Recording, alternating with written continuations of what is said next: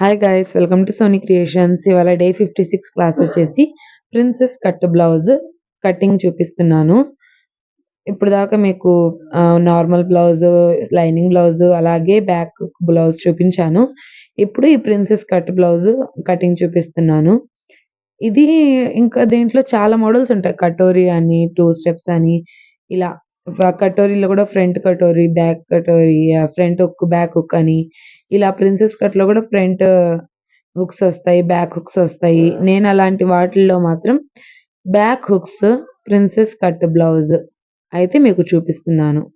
దీని మీద మీ ఒపీనియన్ కూడా నాకు కామెంట్ చేయండి. ఇంకా మీరేమైనా కొత్తగా నేర్చుకోవాలనుకుంటే ఈ డేస్ క్లాస్‌లో మాత్రం నాకు కామెంట్ చేయడానికి ట్రై చేయండి. నేను చెప్పడానికి కూడా ట్రై చేస్తాను.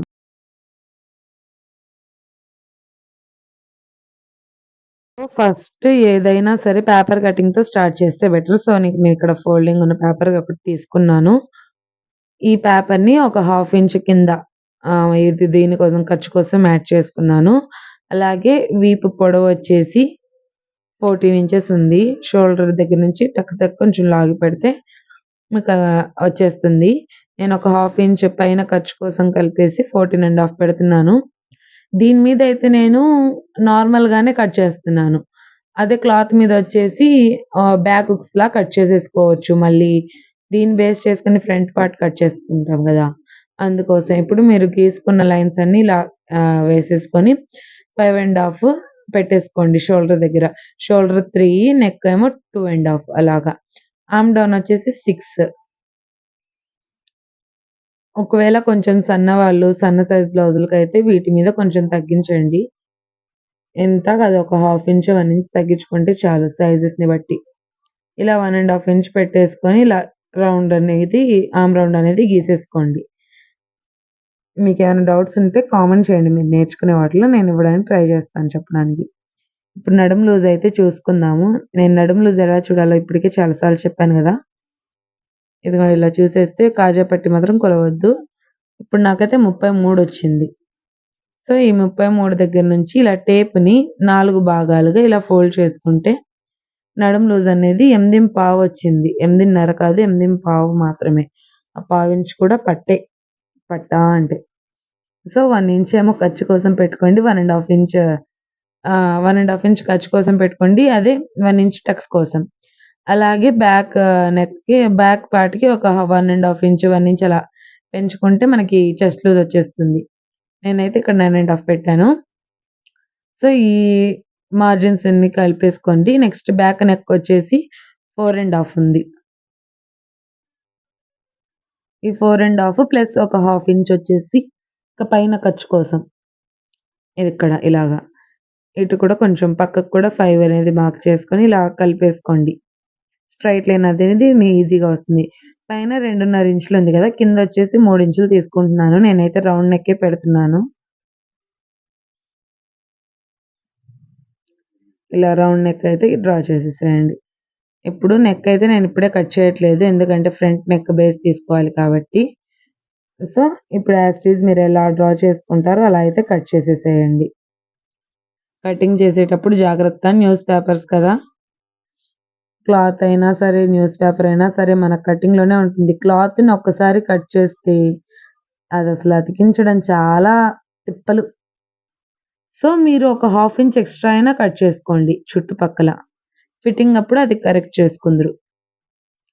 ఇప్పుడు నా దగ్గర ఇంకో పేపర్ ఉంది. సో, దాన్ని ఇలా తీసేసుకొని 4 ఫోల్డ్స్ చేసేసుకుంటున్నాను హ్యాండ్స్ కోసమని.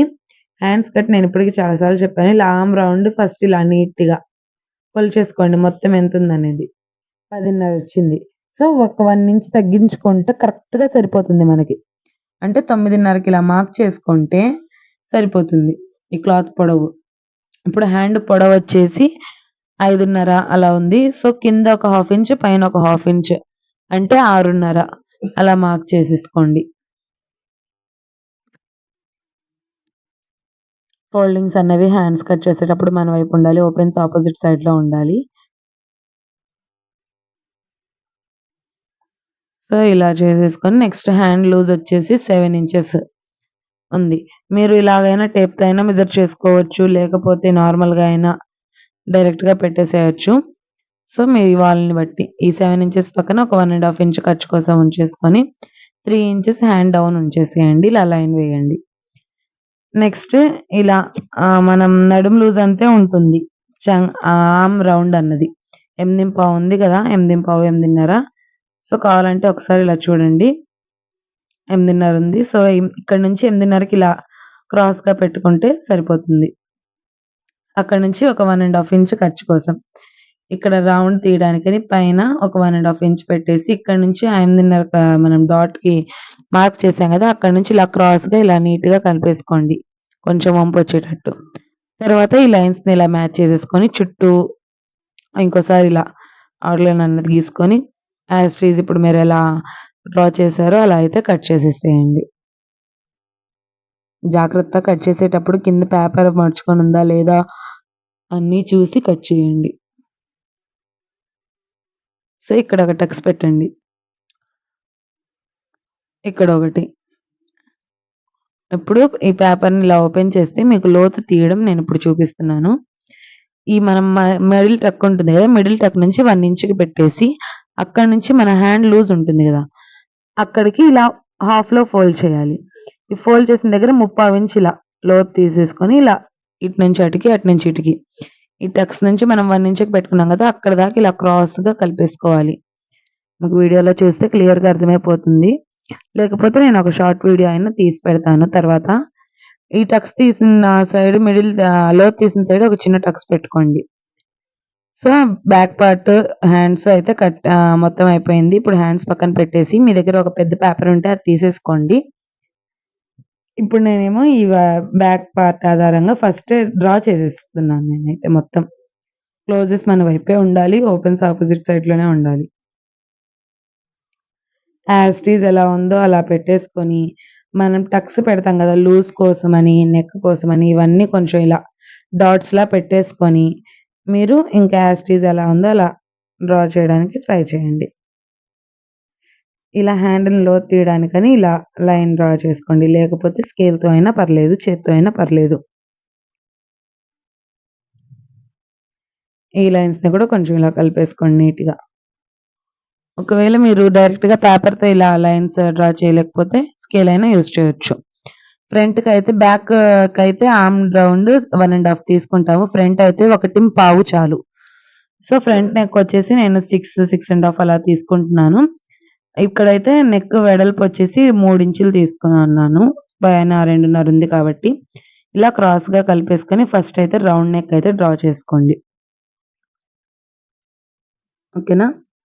ఈ నెక్స్ ఇవన్నీ అయిపోయిన తర్వాత ఇప్పుడు మెయిన్ కట్ అన్నది చూపిస్తాను మీకు. టేప్ తీసేసుకొని ఇక్కడి నుంచి ఆహ్, ఫోల్డింగ్ దగ్గర నుంచి 2 ½ ఇంచెస్ వెడల్పుతో ఒకటి గీసుకోండి. ఇక్కడి నుంచి మనం చెస్ట్ లూజ్‌కి మార్కింగ్ చేసుకుంటాం కదా! మెయిన్ డాట్‌కి. అలాగా 2 ½ కానివ్వండి, 2:15 కానివ్వండి అలా తీసుకోండి చెస్ట్‌ని బట్టి.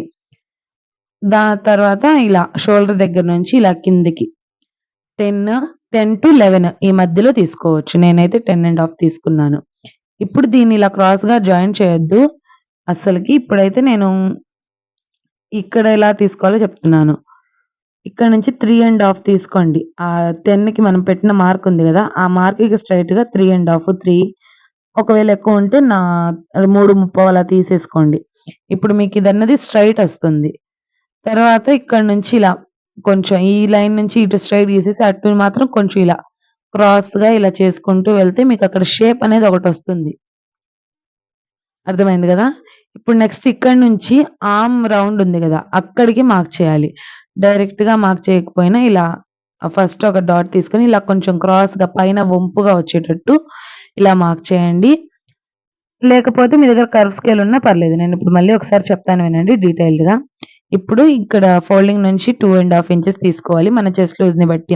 30, 32 అలా ఉంటే ఎక్కువ 30 పైన ఉంటే మాత్రం 2:15, 2:30 అలా తీసేసుకోవచ్చు. తర్వాత 30 లోపల ఉంటే అలా 2 2:15 అలా తీసుకోవచ్చు. నెక్స్ట్ ఇక్కడొచ్చేసి 3:15 కానీ, 3:30 కానీ ఇక్కడ తీసుకోవాలి. ఈ పైన పొడవొచ్చేసి 10 ఇంచెస్ తీసుకోవాలి. సో, ఇటు ఒక ½ ఇంచ్ ఇవన్నిటిని క్రాస్‌గా కొంచెం షేప్స్ వచ్చేటట్టు కలిపేసుకొని ఇటు ఒక హాఫ్ ఇంచ్ పైకి తీసేసుకోవాలి. అటొచ్చేసి 1.5 ఇంచ్ ఇలా వెడల్పు పెట్టుకోవాలి. ఎందుకంటే ఫిట్టింగ్ అనేది నీట్‌గా కుదురుతుంది. ఇక్కడ మనం తీసుకున్న దగ్గర నుంచి ఒక హాఫ్ ఇంచ్ ఇలా పైకి మార్క్ చేసి ఇలా క్రాస్‌గా కలిపేసుకోవాలి షేప్ కోసం అన్నమాట. ఇటు కూడా ఒక హాఫ్ ఇంచ్ తీసుకొని ఇలా మనం షేప్ ఇచ్చుకుంటాం గదా! బ్లౌజ్ కటింగ్ అప్పుడు అలా షేప్ ఇచ్చేసుకోండి. ఏమైనా డౌట్స్ ఉంటే నాకు ఒకసారి కాల్ చేసి కామెంట్ చేసి అడగండి.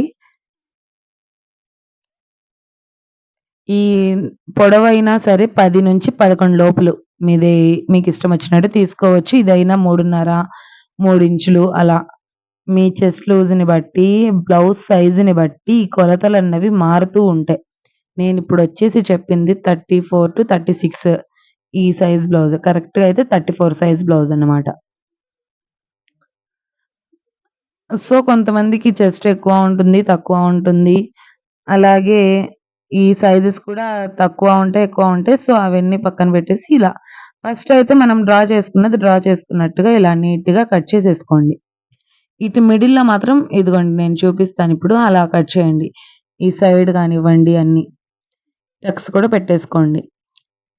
ఈ మిడిల్‌లో మీరెలా అయితే సేమ్ డ్రా చేస్తారో అలాగే ఇక్కడైతే ఇలా మధ్యలో 3 ఇంచెస్‌కి మనము మెయిన్ డాట్ పెడతాం గదా!